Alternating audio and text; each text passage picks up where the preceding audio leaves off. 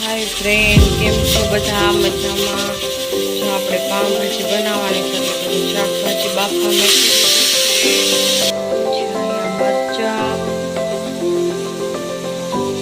ડુંગળી, ટમેટા, ધાણા. તમે બધા કેવી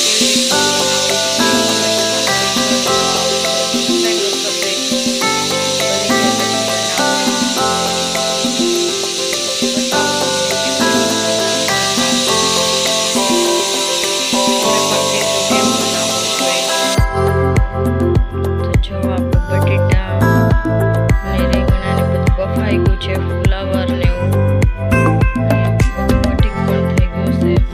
આદુ મરચાંની પેસ્ટ, કોથમરી, ટમેટા, ડુંગળી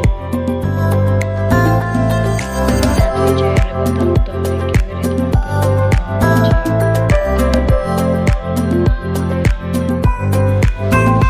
ટમેટા, ડુંગળી ને આદુ મરચાંની પેસ્ટ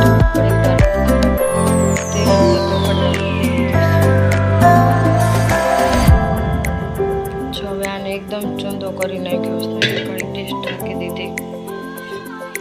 જો હા આવી રીતના કરી નાખ્યો. પછી વઘારી નાખવાની ભાજી.